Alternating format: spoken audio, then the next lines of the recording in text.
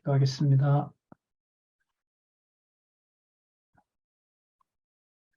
하나님 아버지 감사합니다. 오늘 다시 주의 말씀을 대할 수 있는 아름답고 복된 시간 허락해 주셔서 감사합니다. 보혜사 성령께서 오늘 하루 하나님 여호와 기억하며 살게 하신 것처럼 기록하신 진리의 말씀을 통해서 문자로 기록한 단순한 정보가 아니라 우리의 심령에 살아나게 하신 영원한 생명의 씨앗이 기록한 말씀에서 확인되는 귀한 시간 될 수 있도록 우리를 인도하여 주시옵소서. 1.1핵이라도 땅에 떨어지지 않게 하시겠다고 약속하셨사오니 그 약속이 이 시간을 통해서 우리들에게 이루어질 수 있도록 보혜사 성령 하나님의 주관과 하나님의 무한한 긍휼과 은총을 간구합니다. 예수님의 이름으로 기도드렸습니다. 아멘. 네, 여고해드린 대로 교재 성경 강론 15권 로마서 1장부터 하도록 그렇게 하겠습니다. 먼저 8133페이지에 보시면은 제2장 교회 양육을 통한 성취 부분 나오죠. 일단 눈에 거기 들어오는 부분이 있는데 8112페이지에 보시면 교회 설립을 통한 성취 내용의 그 구약 근거들이 쭉 나와 있죠. 그리고 복음서 근거가 나와 있잖아요. 이거 연결을 해야겠죠. 8112페이지 보시면 창세기 1장 28절 3대 언약, 그리고 거기에 이제 근거해서 교회 문제이기 때문에, 교회를 다루고 있기 때문에 창세기 2장 21절에서부터 24절로 연결이 됩니다. 그걸 이제 에베소서 5장 32절에서 실체적인 교회로 성취하셨다는 사실을 알려주면서 동시에 창세기 2장 21절에서부터 24절의 내용하고 에베소서까지 연결이 된다는 걸 보여주고 있습니다. 그리고 그걸 이제 구약 이스라엘 역사를 통해서 특히 열조들이죠. 조상들 아브라함, 이삭, 야곱에게 이르는 언약을 통해서 자손 땅 통치 언약을 여호와께서 이루어 가신다는 사실을 보여주고 있습니다. 그리고 밑에 오시면 마태복음 16장 18절, 잘 아시는 것처럼 음부의 권세가 이기지 못한다고 하는 약속을, 베드로의 신앙 고백이죠. 반석은 베드로의 이름이기도 하지만 이 반석이라고 했을 때는 사건을 말하는 겁니다. 예수는 그리스도시요라고 하는 그 반석 위에 그 베드로의 고백한 바가 이제 주체가 아닌 거죠. 그 베드로가 고백한 내용의 핵심이 주는 그리스도시요. 그러니까 그리스도가 교회의 통치자가 되시고 주관해 가신다. 그래서 음부가 이기지 못한다. 이제 이렇게 봐야겠죠. 자, 8113페이지에 오시면 아까 창세기 2장 21절에서부터 24절 내용이 로마서부터 갈라디아서까지 칭의의 복음, 그 다음에 건덕의 복음, 은혜의 복음, 이 모든 내용의 근거가 제일 먼저 창세기 2장 21절에서부터 24절인 겁니다. 그럼 여러분, 조금 전에 우리 살펴봤던 창세기 1장 28절이 관계가 있도록 관계를 지어서 봐야 될까요? 그냥 요건 요거대로 또 봐야 될까요? 당연히 관계를 지어서 봐야겠죠. 창세기 1장 28절에 나타난 자손 땅 통치 언약이라고 하는 것은 성경 전체, 지금 여기 보시는 것처럼 사도행전에서도 그렇고요. 뭐 앞으로도 나오죠.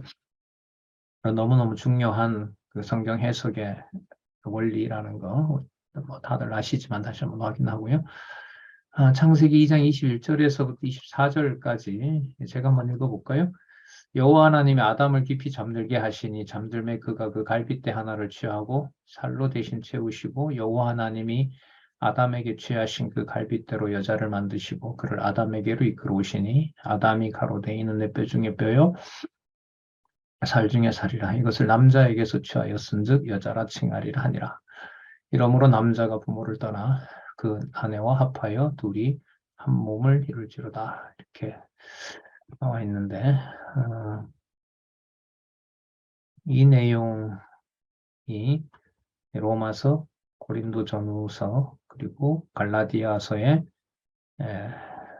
실체적인 에덴의 교회가 성취된 내용이라는 거죠. 에베소서 5장 32절을 읽어볼까요? 먼저 이 비밀이 크도다.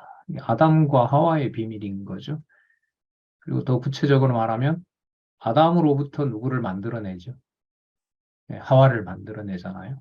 이게 비밀인데 이게 풀렸다는 거예요. 에베소서를 통해서 누구와 누구에 대하여 말한다 그러죠? 그리스도와 교회에 대해서 말한다는 거죠. 그리스도와 교회는 서로 분리되지만은 동시에 뭐 할 수 없어요? 분리할 수 없는 거죠. 그러니까 혼동되지는 않지만은 뭐 하진 않아요. 분리되지는 않고 분리되지 않기 때문에 분리할 수 없기 때문에 그걸 이제 앞에 아담과 하와 사건으로 보면 한 몸을 이룬다. 이런 말씀이 성취된 것으로 얘기를 하고 있습니다. 내 뼈 중에 뼈요, 살 중에 살이다라는 것은 그리스도가 교회를 자신의 몸으로 모든 지체들에게 각자 사랑하시는 그 내용하고도 직접 관계가 되겠죠. 그 내용들은 뭐 우리가 성경 전체에 걸쳐서 이제 확인할 수가 있는 겁니다. 자, 여러분 그러면 창세기 12장에서부터 36장까지 우리 제목들 아시죠? 선민의 열조 언약이잖아요. 그럼 그 모든 내용을 즉 이런 구조로 보면 로마서, 고린도전서, 갈라디아서 내용에 나타난 세우신 교회를 양육하시는 누가 머리 되시고 그리스도가 머리 되시고 지체가 교회해야 된 교회이시다라는 그런 내용의 관점에서 창세기 12장에서부터 36장을 봐야겠죠. 그렇잖아요. 그럼 여기서 이제 단지 창세기 12장에서부터 36장 내용을 아브라함, 이삭, 야곱에게 언약하신 대로 그냥 세 가지 언약을 이루어 가신다라는 거 여기까지만 얘기를 하면 로마서, 그다음에 고린도전후서, 갈라디아서 이 내용하고 자동으로 연결이 될까요? 더 깊은 공부와 연구가 필요할까요? 이제 후자인 거죠. 이제 공부의 가이드를 우리가 안내를 받고 있잖아요. 아브라함 사건에서 실제 본문에 나오죠. 로마서에 가면 아브라함 인용을 많이 하죠. 믿음 문제를 가지고 믿음은 어떠한 인간의 행위에도 개입이 되지 않는다라는 것을 아브라함 사건에서 우리가 살펴볼 수 있고요. 이삭 사건에서는 여러분 그 교회 양육과 관련해서 어떤 부분들이 기억나시는 거 있어요? 이삭 이러면 뭐가 기억이 나시죠? 성경 본문에 있는 내용을 한두 가지가 아니라 이제 여러 가지가 있잖아요. 그 창세기 21장에서부터 26장까지 이삭의 언약을 계승하시는 내용이 나오는데 이삭의 언약 계승 내용에서 그리스도와 교회의 관계에 대해서 그 앞부분에 이제 5장 32절이 나왔으니까 그리스도와 교회에 대해서 말한다 그랬잖아요. 그리스도와 교회의 관계에서 말하는데 이제 아브라함은 로마서 내용을 가지고 그 믿음이라고 하는 것이 인간의 행위와 무관하게 하나님이 주시는 것이라는 것을 얘기를 했어요. 이삭에서도 하나 찾아보자는 거죠. 이삭 이러면 어느 부분 혹시 기억나세요? 교회와 관련돼서 생각나시는 분? 이 정도는 교회 양육과 관련이 되겠구나. 안 물어볼 테니까 한번 손 들어보세요. 이스마엘에게 괴롭힘 당한 거? 이스마엘에게 괴롭힘 당한 게 그리스도와 교회를 바로 연결을 한다? 그러면 아담이 하와를 괴롭힌 거가 되나요? 그건 아니고. 그건 아니죠, 그죠? 예, 네, 생각나는 게 그거라서. 나중에 이제 좀 생각을 해볼 텐데요. 오늘 지금 얘기하는 건 뭐냐면 논리적 문제인 거예요. 아까 누구와 누구에 대하여 얘기한 것이다. 잘 하시네요. 이제 또 소거해 주시고 나중에 질문하면서 같이 또 토론할 시간이 있으니까요. 아까 에베소서 5장 32절에 누구와 누구에 대하여 말하노라 그랬어요? 그리스도와 교회에 대해서 말한다고 그랬잖아요. 그러면 이제 하나님께서 이삭에게 해주신 약속에서 뭔가를 찾으면 되겠죠. 아까 이제 선생님 얘기하신 부분은 이제 제가 볼 때는 여호와께서 그리스도가 약속하신 교회를 세워 가시는 이제 주권적인 방법과 관련되는 거라면 그보다 이전에 여호와께서 이삭에게 약속해 준 내용에서 여호와 그리스도의 교회를 그리스도가 양육해 가신다. 이렇게 방향을 잡으면 되겠죠. 그럼 뭐 오류가 있을 수가 없는 거죠. 그러면 이제 본문 들어가서 정독하면서 그 부분 연결시키면 되겠죠. 야곱은요. 그리스도와 교회에 대해서 야곱에게 언약을 계승하시는 내용에서는 이렇게 한번 하나만 짚고 넘어갈게요. 그럼 아브라함, 이삭, 야곱의 경우에 이삭과 야곱의 경우에 이삭에게 하나님이 많이 나타나요? 야곱에게 하나님이 많이 나타나요? 야곱에게 훨씬 많이 나타나요. 도망갈 때부터 시작해서 뭐 할 때까 돌아올 때 또 나타나시거든요. 뭘 확인해 주시죠? 약속을 확인해 주죠. 자손만 언약할까요? 자손 땅 통치를 다 언약하실까요? 다 언약하죠. 12명 자식 데려오는 것 자체가 자식만 얘기할까요? 통치도 들어갈까요? 통치도 들어가죠. 그럼 아까 우리 옥문경 선생님 얘기하신 것을 오늘 나오긴 하는데 조금 전에 봤던 사도행전에 뭐가 있었냐면 마태복음 16장 18절이 있었죠. 음부의 권세가 뭐 하지 못한다, 이기지 못한다 그랬죠.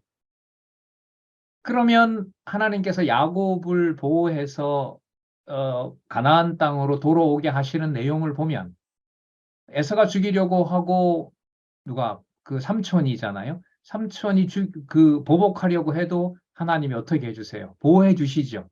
그러면 아까 마태복음 16장 18절하고 뭐가 되죠? 연결이 되는 거예요. 이렇게 세 번째 단락을 공부해야 된다는 거예요. 이거는 실제로 안 하면은 한 사람에게는 고민도 하고 이제 유익하기도 해요.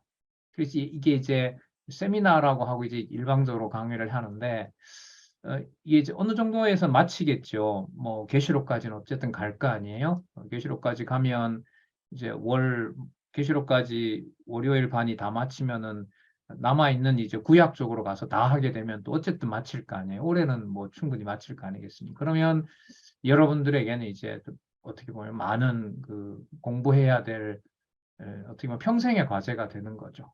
왜냐하면 평생 뭐 할 거니까 성경을 볼 거니까.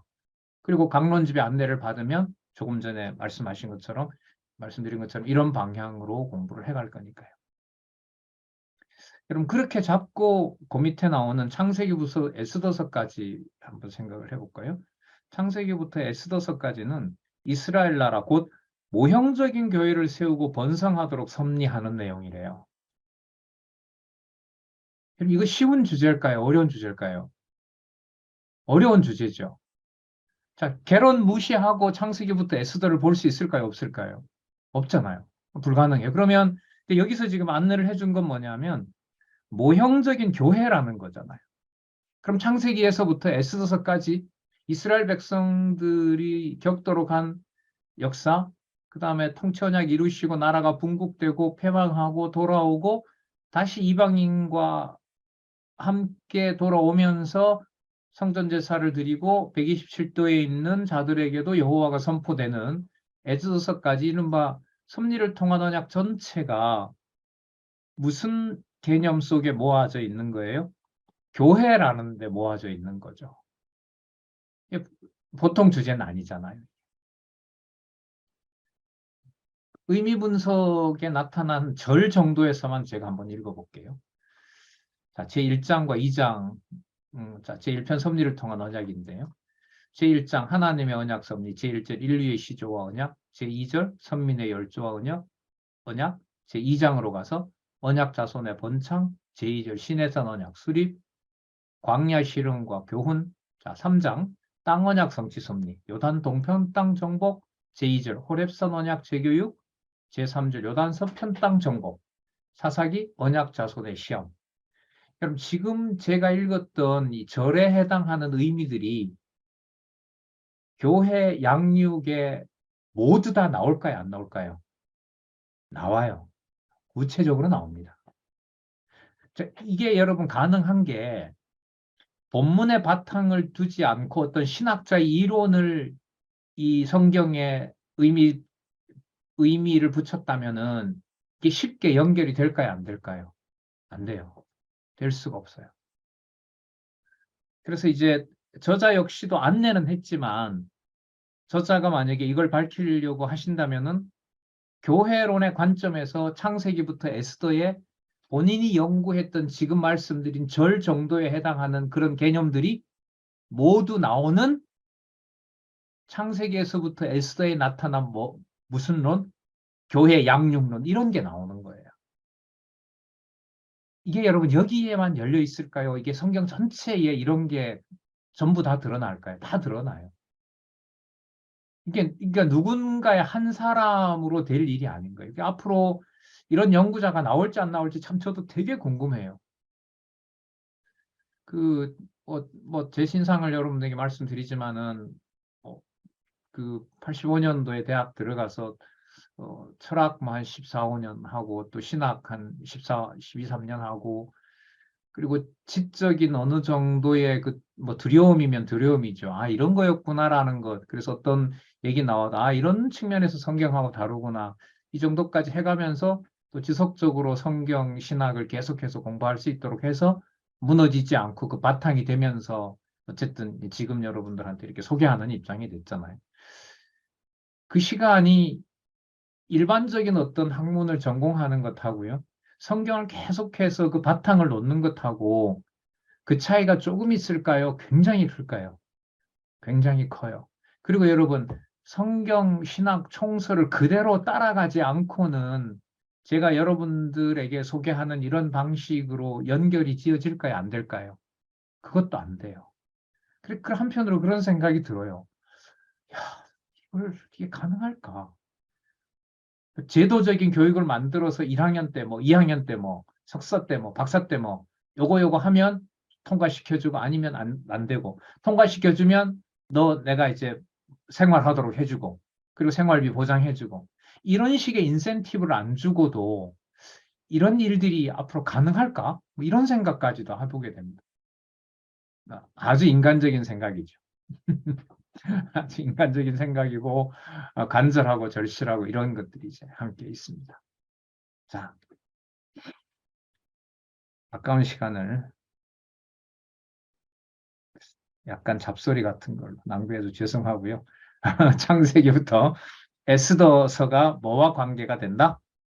에덴의 교회와 관계가 된다. 에덴의 교회와 연결된 설명이 돼야 된다. 한 장 넘겨보시면 8114페이지에 이게 나와요. 이게 보세요. 세 번째 단락에 마태복음 16장 18절.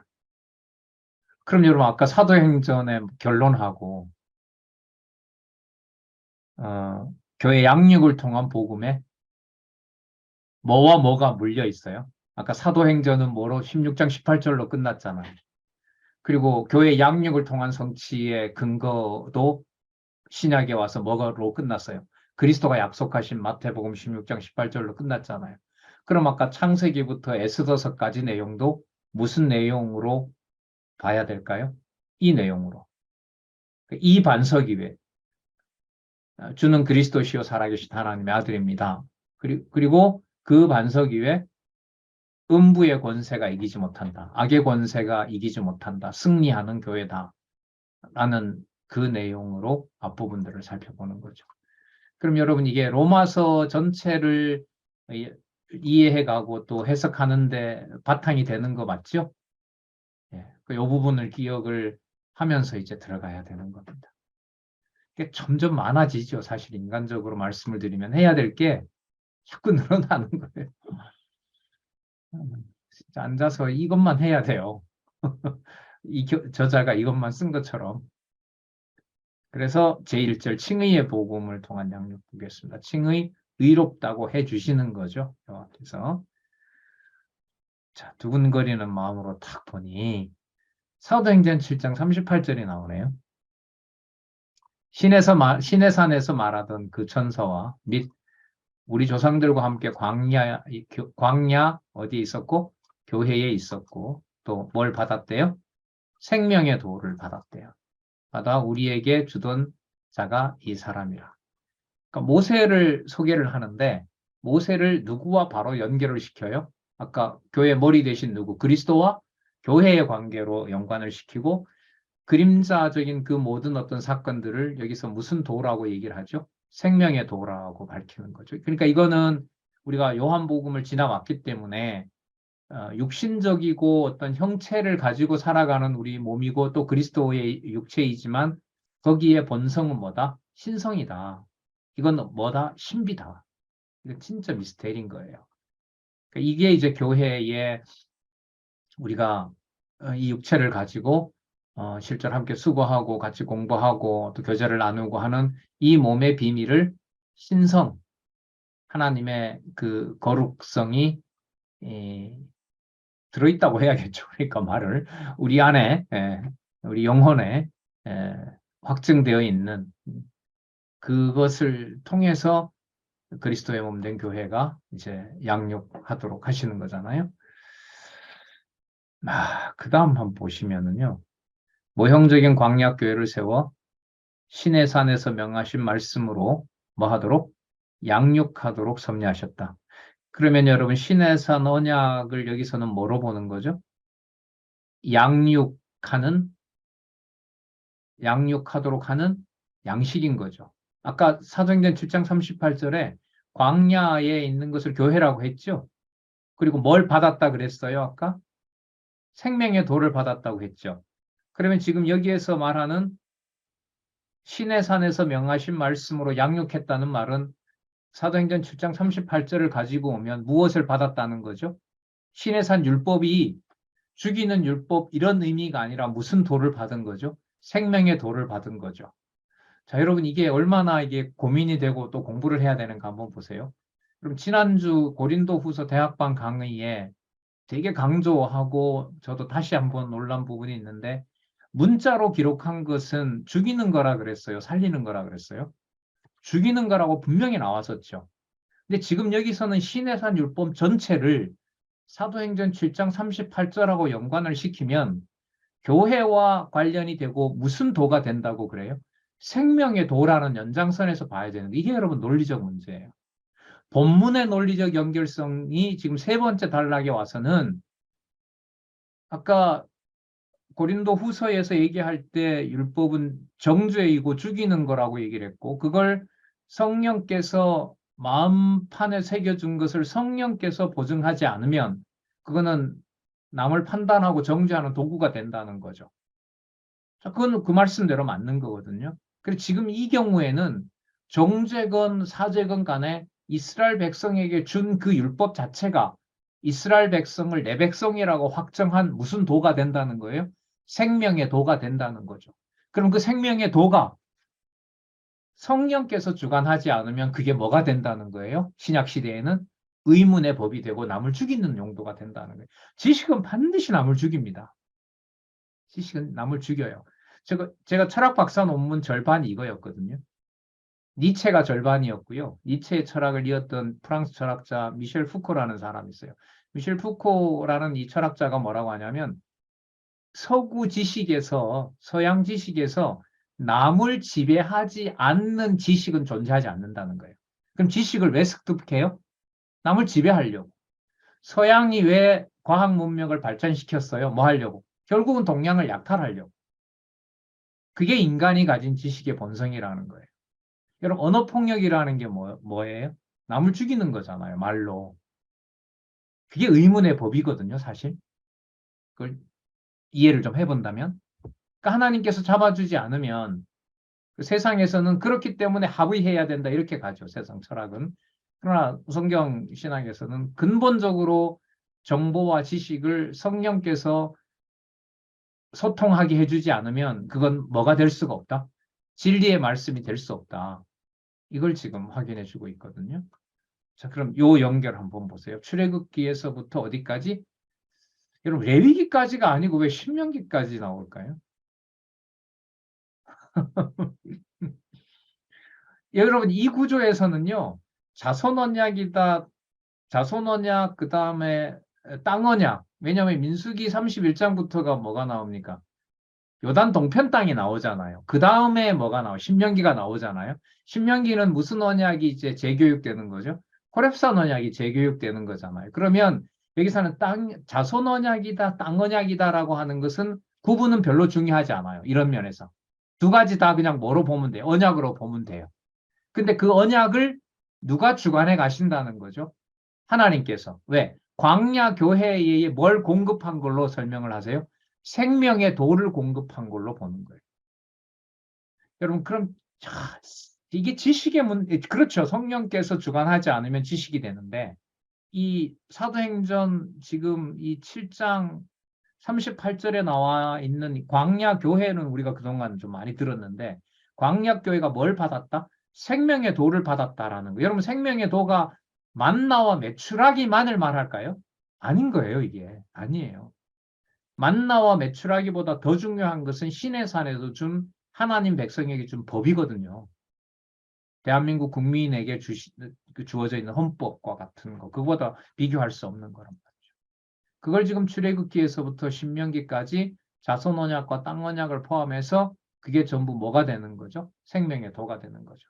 그럼 여러분 이 생명의 도를 받은 이스라엘 백성들이 광야에서 죽었어요, 살았어요? 죽으면서 살렸죠. 맞죠? 그렇잖아요. 민수기까지는 죽인 내용인 거라면 신명기는 거기서 태어난 백성들이 다시 뭘 받는 거죠? 신의 선 언약을 다시 받는 거죠. 그러니까 7장 38절 써볼까요? 무슨 도를 받는 거예요? 생명의 도를 받는 거예요. 생명의 도는 그 누가가 만든 걸까요? 예수님께서 요한복음에 숱하게 말씀하신 걸까요? 그렇죠. 이건 약속된 개념인 거죠. 그러니까 여러분 광약교회에서 생명의 도를 이스라엘 백성이 예수님 오시기 1500년에 받았다라고 하는 것은 시간과 공간을 초월해야 되는 개념이겠죠. 그러면 여러분 요한복음에 있는 주제와 관련이 됩니다. 뭘 초월해야 돼요? 육의 몸 이상의 차원을 가야 되는 거죠. 그래서 16장 18절이 나오는 거예요. 마태복음 16장 18절 여기 또 나오잖아요. 인부의 권세가 못 이겨요.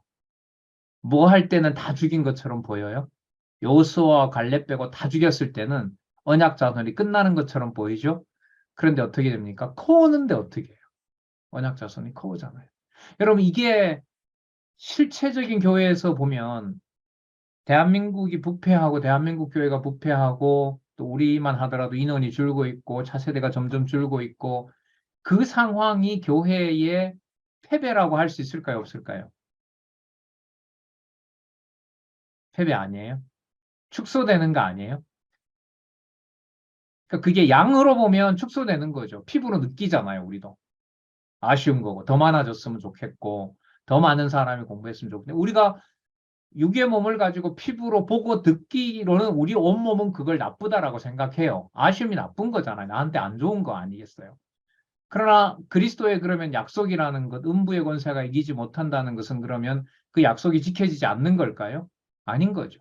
우리가 마음이 아픈 것은 여호와의 주권적인 방법이에요. 여호와께서 행하시는 방법입니다. 그렇다고 해서 음부의 권세가 교회를 이겼다라고 할 수가 있을까요? 없을까요? 할 수는 없죠. 하지만 사단은 좋아하겠죠. 이런 세상을 하나님이 자기한테 맡겼으니까 장안중앙교회 같은 교회도 진리로 인해서 그 파당이 지어지고 남들한테 이제 손가락질을 받는 일들이 일어났기 때문에 사단은 되게 좋아하겠죠. 하지만 음부의 권세가 이기지 못한다고 하신 여호와의 그리스도의 약속은 변함이 있다 없다 없다는 거죠.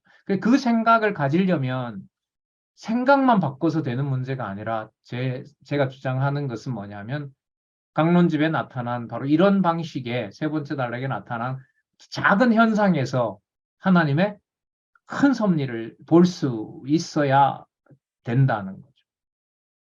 그렇게 안내해주는 교재가 있냐는 겁니다. 자, 그다음 볼게요. 요한복음 21장 15절에서부터 17절 이거는 그 베드로에게 예수님께서 승천하시기 전에 세 번 물은 거예요. 너 다른 사람보다 날 사랑하냐? 그리고 그렇다고 하니까 이제 진짜 너 나 사랑하냐? 세 번째 또 물어서 사랑하냐? 그러면서 예수님이 계속 뭐라고 하죠? 양을 먹이라, 양을 치라 이렇게 얘기를 하죠. 그게 여러분 양육이잖아요. 맞죠? 그 음부의 권세가 이기지 못하도록 요한복음 21장 15절 17절로 오면 누가? 그리스도께서 누구로 하여금? 사도들로 하여금 그리스도의 지체들을 통해서 각자 받은 은사대로 하나님의 교회가 뭐 하도록 양육되도록 하신다는 것이 바로 로마서의 주제, 로마서의 근거 구절이 되는 겁니다. 아까 사도행전 7장 38절 그리고 어디였었죠?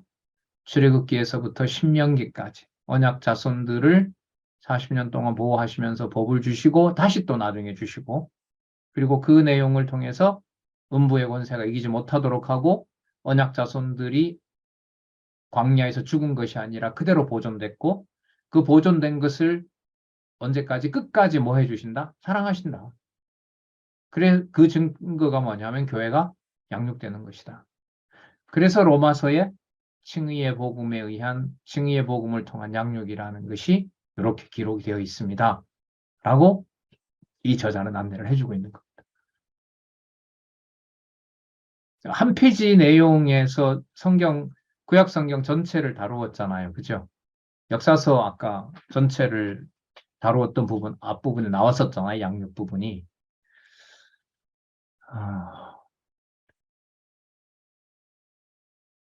창세기부터 에스더서까지 내용이 칭의의 복음을 통한 양육하고도 전부 뭐가 될까요? 다 관계가 될까요? 안 될까요? 다 관계가 되죠. 이게 이제 우리가 공부할 내용이 남아있다는 거. 이런 생각을, 지금 말씀드린 이런 구조를 가지고 뭐 사무엘 상하를 읽었다. 어느 정도 감을 가지고 사무엘 상하를 보면 광약교회도 들어오는데 이스라엘 통치자인 다윗을 세우는 과정에서 그리스도의 교회가 음부의 권세의 지배를 받지 않는다는 거, 음부의 권세가 이기지 못한다는 게 사무엘 상하에 나올까요? 안 나올까요? 아니요. 보일까요? 안 보일까요? 보이는 거예요. 그렇게 공부하셔야 된다는 거예요, 앞으로. 그렇다고 어떤 사람 혼자 다 하겠습니까? 저는 사무엘상 가지고 공부해요. 여러분은 열왕기상은 역대기상, 사사기서 가지고도 공부할 수 있는 거죠. 네, 아까 범위를 그렇게 넓혀놨잖아요. 창세기에서부터 에스더서까지. 어떤 개념으로? 교회 개념으로. 그리스도와 교회. 그것을 미스테리, 신비로 그렇게 안내를 해주고 있다는 거죠. 자, 8116페이지 칭의의 복음에 대한 서론으로 와서 한번 볼게요. 지금 말씀드린 구조는 지금 세 번째 단락 공부의 본래 목적이라고 저는 생각을 해요. 그렇게 펼쳐지도록 안내하고 있는 내용이다. 8116페이지에 보면 칭의의 복음에 의한 서론에서 시편 32편 1절에서부터 2절이 나오네요.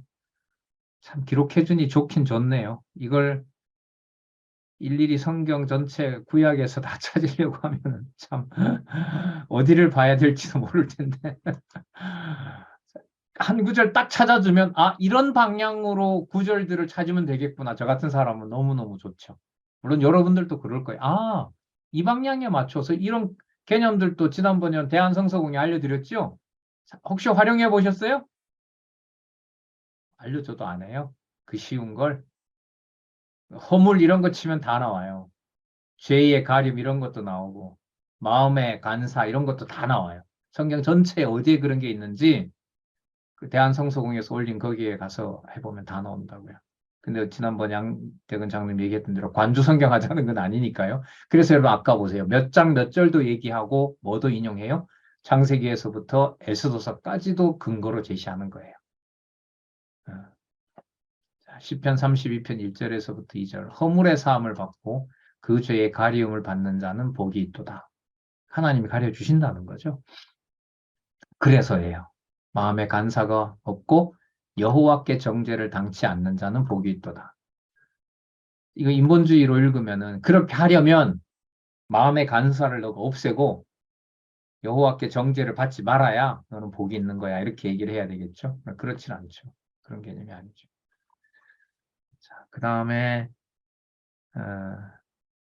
하나님 나라가 가까웠으니 회개하고 복음을 믿으라고 전파하도록 섭리하시네요. 마가복음 1장 15절 가라사대 때가 찼고 하나님의 나라가 가까웠으니 회개하고 복음을 믿어라. 이제 회개한다는 것이 이제 그 아까 시편 32편 1절에서부터 2절에 나타난 대로 하나님께서 약속을 하신 거죠. 허물에 뭘 받는다고 하셨으니까 사함을 받는다고 했고 죄가 뭐 한다고 했으니까 가리움을 받는다고 했으니까 하나님 나라의 백성으로 돌아오게 되면 바로 여호와께 정죄를 당치 않게 된다. 그럼 뭐와 관련됩니까? 칭의와 관련된 게 나오는 거죠. 근데 여러분 사실 이렇게 우리는 이 안내를 받고 구조를 이미 가지고 연결을 논리적으로 하고 어느 정도 설명이 되도록 이렇게 할 수가 있는데 저부터도 시편 32편 1절에서부터 2절을 딱 주고 그다음에 마가복음 1장 15절을 주고 이 두 개를 연결해서 로마서 1장 1절에서부터 17절까지 연결을 시켜봐라. 그럼 이거 할까요? 못할까요? 못해요. 이런 면에서 이 책이 세 번째 단락이 공부의 마지막까지 온 거라는 거예요. 그럼 이거 강론 시간에 이런 식으로 하면 한 장 한 절 나갈까요? 못 나갈까요? 못 나가는 거예요. 전달하는 저 같은 사람이 서론을 서론을 30분이 40분씩 하니까 성경 본문을 보고 싶은 사람들은 너무 답답한 거였어요. 근데 그런 구조로 강론집이 되어 있습니다라고 또 처음 나온 책은 또 그렇게 안내를 또 해야 될 것 같은 거죠, 저는. 예. 개인적으로 이제 공부를 해가게 되면은 이제 지금 말씀드린 대로 확인해서 찾고 또 연결시켜보고 지금 여기 있는 대로요. 시편 32편 1절에서부터 2절과 마가복음 11장 1절에서 15절. 그리고 여러분 이 구절 하나가 나올 때는 그게 어떤 맥락에 있는지를 확인해야 될까요? 그냥 그 문장만 가지고 연결을 억지로 시키면 될까요? 그것도 안 되는 거죠. 그렇게 될 수가 없잖아요. 그죠? 우리 지난번 그 마가복음 봤잖아요. 부활하고 아무도 안 믿었는데 예수님이 뭐 하라고 일방적으로 약속해버리죠? 복음의 증인이 된다, 너네들. 근데 그 앞 구절이 뭐가 나왔어요? 믿지 않더라, 제자들도. 믿지 않는데 어떻게 증인이 돼요? 그건 어디까지나 누구 얘기죠? 우리 경우인 거죠. 그러나 그리스도는 뭐 해버리는 거예요? 그렇게 하도록 약속해버린 거 아니에요. 약속해버린 거잖아요. 일방적으로. 자, 그래서 그러므로라고 연결 한번 시켜봤고요. 8117페이지의 복음에 대한 개요에서 거기 하바국 2장 4절 나오네요. 제가 읽어볼게요. 보라, 그의 마음은 교만하며 그의 속에서 정직하지 못하니라. 그러나 의인은 믿음으로 말미암아 살리라. 그러면 불의한 백성이다라는 것을 불의한 마음이 교만한 마음이 그 마음에 있다는 것을 지적하고 부정직하다는 것을 알려주잖아요. 자, 그러니까 인간의 내면에서 의롭다고 할 만한 것이 있다 없다 없다는 거죠. 그러나 누구는 의인은 그럼 이때 의인은 아까 마음에 교만하고 속에 정직한 게 없으니까 의인이라고 하는 건 이 세상에 있어요 없어요? 없는 거죠. 그럼 하나님께서 만드시는 의인은 하나님이 주시는 무엇으로? 믿음으로 말미암아 산다는 거죠. 여러분 믿음은요 이렇게 보시면 될 것 같아요. 믿음은 신의 산에서 하나님께서 이스라엘 백성에게 준 법이라고 보시면 돼요. 믿음은 법이다라는 개념도 나오거든요. 생명의 성령의 법 이런 것처럼. 무슨 뜻이냐면 얼마 전까지 이스라엘 백성들은 누구의 종이었습니까? 바로의 종이었죠. 그리고 광야에 나와서 1년 정도 지났을 때 시내산 앞에 도달하잖아요. 그럼 1년 지났을 때 그 행태는 여호와만 바라볼까요? 모든 습성들이 애굽 430년 종살이에 찌들려 있는 몸일까요? 후자일 거 아니에요. 그런데 하나님께서 뭘 주세요? 너희들은 내 백성이다라는 걸 확증하시기 위해서 시내산에서 헌법을 주시는 거 아니에요, 법을. 그러면 그 법을 받은 백성들 입장에서는 그게 그 법 따라 살았기 때문에 법을 준 거예요. 일방적으로 너희들은 내 백성이다라고 법을 선포하신 거예요. 후자인 거죠. 그럴 때 그 법을 뭐라고 부르냐면 믿음이라고 부르는 거예요. 그래서 믿음이 어떤 행위를 말하는 게 아니에요. 우리에게 있는. 믿음은 하나님께서 일방적으로 자기 백성임을 정해주는 것이에요. 여러분, 대한민국 헌법이 내가 태어났을 때 내가 만들어낸 거고 내가 인정을 한 겁니까? 이미 있었던 겁니까? 이미 있는 상태에서 대한민국 백성으로 태어나는 거잖아요. 대한민국 시민으로. 마찬가지인 거예요. 그래서 이때 믿음이라고 하는 것은 어떤 동작이나 행위를 말하는 것이 아니라 신의 산에서 하나님께서 이스라엘 백성을 자기 백성, 거룩한 백성임을 확증해 주시는 뭐와 같은 것이다? 법과 같은 것이다. 이걸 여러분 믿음이라고 생각하셔야 돼요. 그래 혼돈이 없어요. 혼돈이 없어요. 그러니까 그 믿음의 내용 속에 하나님이 때로는 때리기도 하고 또 다시 보호하기도 하고 때로는 범칙금 내기도 하고 때로는 포상받기도 하고 그래서 내가 대한민국 시민으로 살아가는 거 아니겠어요? 쉽게 말씀드리면. 그래서 그 믿음이라고 하는 것은 법이다라고 이렇게 생각을 하시면 흔들림이 없다고 봐요. 실제로 오마스에서 그렇게 얘기하고 있고요. 자, 마가복음 1장 15절. 그래서 가라사대 때가 찼고 하나님의 나라가 가까웠으니 회개하고 복음을 믿으라 하시더라. 그 신의 산 언약하고 연결이 되잖아요. 이제는 내 백성이 됐고 가나안으로 갈 것이고 이제 어디에서 회개가 돌아서는 거거든요. 어디에서 완전히 돌아서서 애굽에서 완전히 돌아서서 가나안 땅을 향해 주는 가나안 땅을 향해서 가도록 하는 나만 믿고 따라오라. 이게 이제 복음인 거 아니겠습니까? 자, 1장 8절에서부터 15절 8121페이지 8121페이지 복음을 통한 서원. 그러니까 모든 하나님의 백성들이 유대인이든 이방인이든 뭘 얻기를 원한다? 복음 듣기를 원한다. 왜? 이건 바울의 간구인가요? 그리스도가 약속해 주신 건가요? 그렇죠. 그리고 사도행전에서 이미 확인되어 온 거고. 자, 두근거리시죠? 이제는 어떤 구절이 딱 등장할지. 이사야 52장 7절이네요.